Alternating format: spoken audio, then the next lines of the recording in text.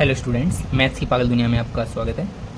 आज हम स्टार्ट करेंगे अपना next concept, relationship between zeros and coefficients of a quadratic polynomial, है ना। किसी क्वाड्रेटिक पॉलिनोमियल की जीरोज़ और कोएफिशिएंट्स में क्या रिलेशनशिप है वो हम देखते हैं।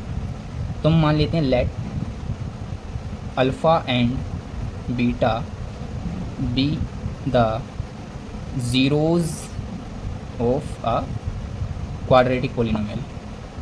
हम अल्फ़ा और बीटा को किसी क्वाड्रेटिक पॉलिनोमियल की ज़ीरोज़ मान लेते हैं और वो क्वाड्रेटिक पॉलिनोमियल है। तो क्वाड्रेटिक पॉलिनोमियल हमारे पास किस फॉर्म में होता है? वो हमारे पास होता है a x square plus b x plus c, इस फॉर्म में होता है। और हमारे पास कंडीशन क्या होती है?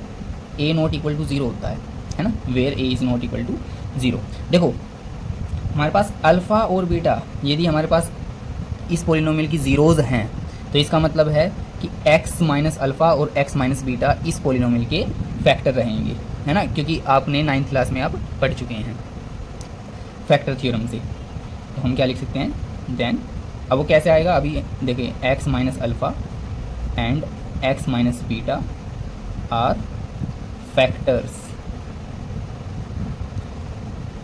Of P x. x minus alpha और x माइनस बीटा क्या हो जाएंगे? इस पॉलिनोमियल के क्या हो जाएंगे? ये जो हमारे पास पॉलिनोमियल है इसके फैक्टर हो जाएंगे।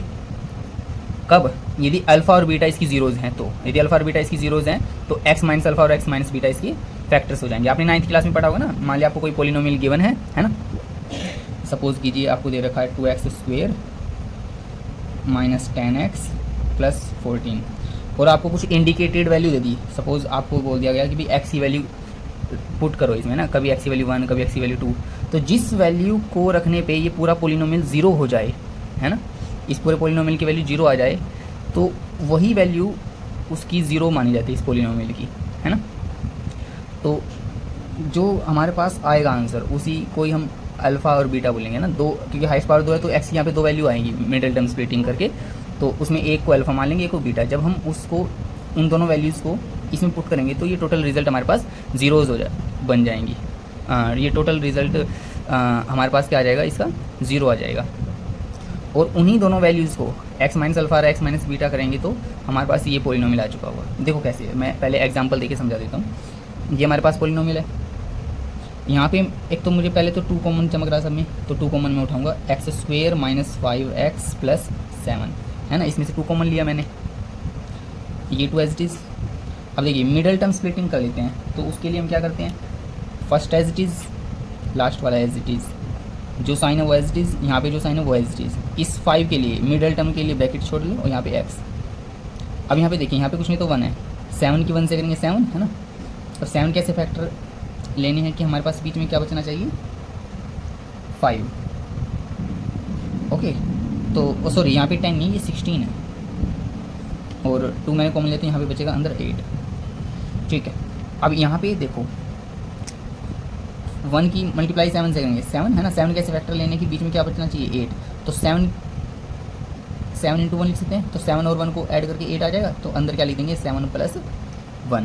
दोबारा समझ लेते हैं, पहले वाला एज इट इज़, लास्ट वाला एज इट इज़, जो साइन है वो एज इट इज़ हो जाएंगे। ये मिडिल टर्म के लिए ब्रैकेट लगा देंगे, पीछे x वेरिएबल हमारे पास है, ये बीच में क्या बचेगा? 8। अब फर्स्ट और लास्ट मल्टीप्लाई कर लीजिए, यानी a वाले की c वाले के साथ, 7 1 7, है ना।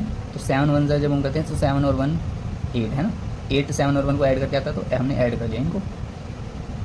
तो अंदर ये देखिए, ये हमारे पास बचता है x square minus 7x plus 1x, है ना, या 1x प्लस 7x, मर्जी आपकी है।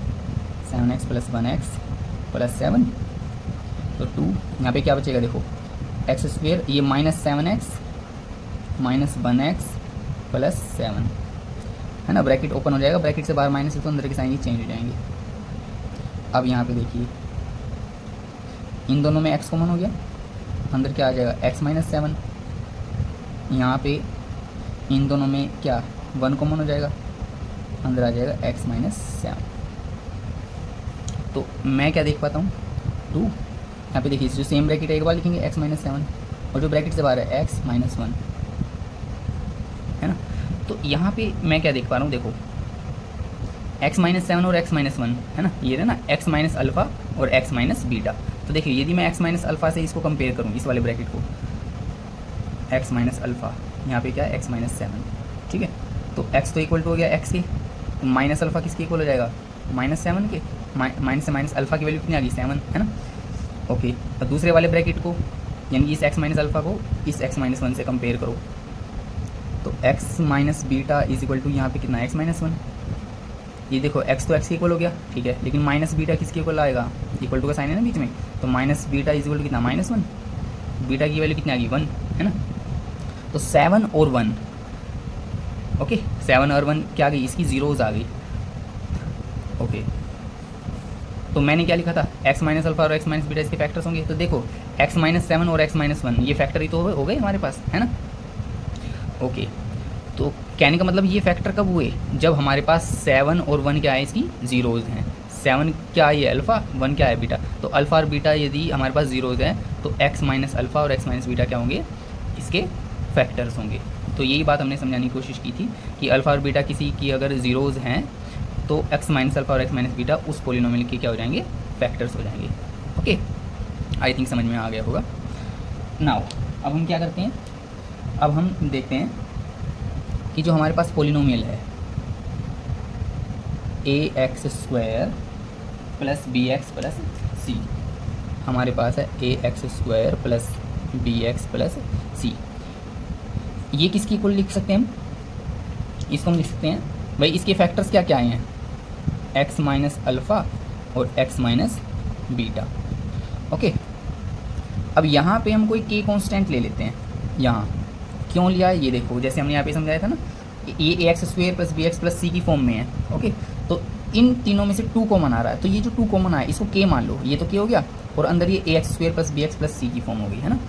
तो यहाँ पे तो हमारे पास ये देखो जो रिजल्ट आया था ये आया था 2 इंटू दिस, तो x माइनस अल्फ़ा और x माइनस बीटा ये वाले हो गए x minus alpha x minus beta, लेकिन जो बाहर 2 है ये कोई कांस्टेंट है, इसको हम k मान लेते हैं, इसलिए हमने यहाँ पे k रख लिया।